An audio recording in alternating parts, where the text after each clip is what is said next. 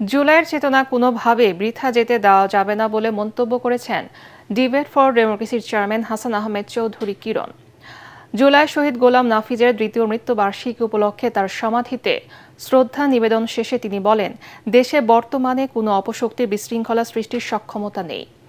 জুলাই অভ্যুত্থানের চেতনা বাস্তবায়নে সরকার, বিরোধী দলসহ সব গণতান্ত্রিক শক্তিকে ঐক্যবদ্ধ থাকার আহ্বানও জানান তিনি। নিজেদের মধ্যে বিভেদ ও ভুল বোঝাবুঝির সুযোগ নিয়ে ফ্যাসিবাদী শক্তি আবারও মাথাচাড়া দিয়ে উঠতে পারে বলেও সতর্ক করেন হাসান আহমেদ চৌধুরী কিরণ। শ্রদ্ধা নিবেদন শেষে শহীদ গোলাম নাফিজের সমাধিস্থলে গাছের চারা রোপণ করা হয়। পরে তার আত্মার মাগফিরাত কামনা করে দোয়া ও মোনাজাত অনুষ্ঠিত হয়।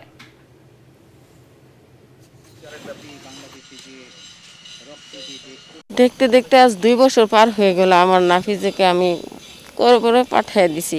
এই সরকারের কাছে, দেশবাসীর কাছে একটাই প্রত্যাশা, আমরা আশা নিয়ে বেঁচে আছি, অন্তত যেন একটা বিচার, ন্যায্য বিচার, ন্যায় ইনসাফ পাই। জুলাইয়ের ঐক্যের মধ্যে কোনো ফাটল ধরুক, আমরা কোনোভাবে প্রত্যাশা করতে চাই না জুলাইয়ের চেতনা বৃথা যাক। জুলাইয়ের চেতনাকে বৃথা যেতে দেওয়া যাবে না। জুলাইয়ের চেতনা হচ্ছে আমাদের মুক্তির আন্দোলন। আমরা 71-এ মুক্তিযুদ্ধ করেছি এবং আমরা 24 শেষে মুক্তির আন্দোলন করেছি।